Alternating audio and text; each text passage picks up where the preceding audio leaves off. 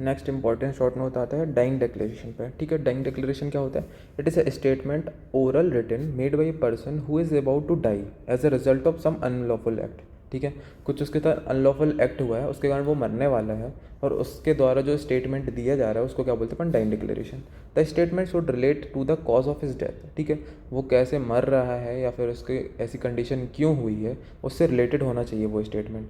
Dying declaration are admissible in the court and may provide useful information to the court. ठीक है, ये अपन सबूत की तरह उसमें कोर्ट में दे सकते हैं और वो आगे केस के लिए इंपॉर्टेंट रहता है। ठीक है, in case of death of such a person the dying declaration as such accepted as evidence. अगर वो पर्सन डाइंग डिक्लेरेशन देने के बाद मर गया है तो उसको एज ए एविडेंस लिया जाता है कोर्ट में। ठीक है, तो ऐसा बोला जाता था पहले कि जो आदमी मर रहा है वो हमेशा ही सच बोलता है। ठीक है, तो उसको एकदम कन्फर्म मान लिया जाता था, पर आजकल नहीं माना जाता ऐसे, है ना, टाइम बदल रहा है, ह्यूमंस साइकोलॉजी चेंज हो रही है। ठीक है, तो अब नहीं माना जाता, उसको एज ए एविडेंस लेते हैं। ठीक है, if the individual survive after making such declaration they are accepted as evidence। ठीक है, अगर पर्सन बच जाता है तो उसको एविडेंस की तरह ले लेते हैं। The individual has to come to the court reproduce the statement. ठीक है, उसको कोर्ट में आना पड़ेगा और उसको स्टेटमेंट प्रूफ करना पड़ेगा और उसका क्रॉस एग्जामिनेशन वगैरह भी होगा। ठीक है, फिर ड्यूटी ऑफ डॉक्टर क्या है? Upon admission into the hospital in such cases the doctor should immediately inform the judicial magistrate about the condition of patient for the purpose of recording the dying declaration.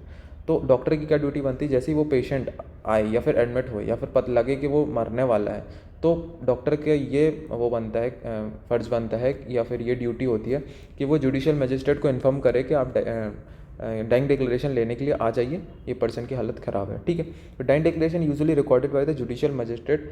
अगर वो नहीं है तो police officer ले सकता कोई भी, या फिर पुलिस ऑफिसर भी नहीं है तो कोई भी डॉक्टर ले लेगा। ठीक है, फिर एक चीज़ आती है कंपोज मेंटिस। कंपोज मेंटिस क्या है? Before recording the statement and also throughout the recording till the end the doctor should certify that the person is conscious and his mental state is normal.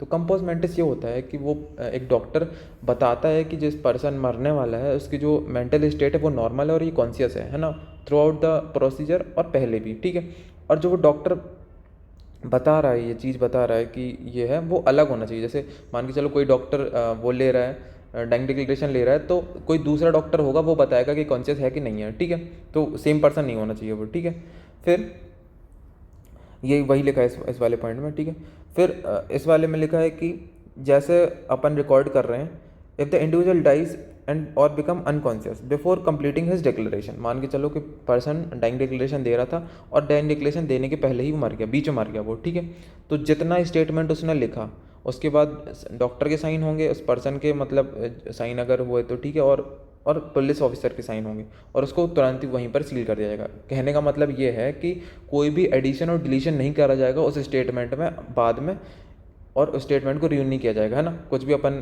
XYZ उसमें add नहीं करेंगे, जो उसने दिया जहाँ तक छोड़ा वहाँ तक ही देंगे। ठीक है, फिर डाइंग डिपोजिशन करके एक नया टर्म आता है। डाइंग डिपोजिशन यूजुअली इंडिया में प्रैक्टिस नहीं किया जाता, जो कि बेटर सुपीरियर होता है डाइंग डिक्लेरेशन से। इसमें क्या होता है?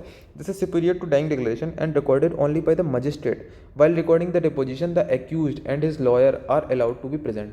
तो इसमें होता है क्या? जैसे हॉस्पिटल में वो पेशेंट एडमिट है मरने की हालत में है, तो वहीं पर जज आ जाएगा, वहीं पर ही एक्यूज आ जाएगा, वहीं पर ही वो डिफेंस लॉयर, सब पूरा मतलब एक तरीके से कोर्ट जमा लिया वहाँ पर। ठीक है, उससे पूछ रहे हैं कि भाई क्या कैसा क्या हुआ, और उसके क्रॉस एग्जामिनेशन वगैरह भी हो सकता है। ठीक है, और ये बेटर मेथड है, बहुत सुपीरियर मेथड, एकदम पुख्ता सबूत एकदम सामने ही है। ठीक है, ये इंडिया में प्रैक्टिस नहीं किया जाता।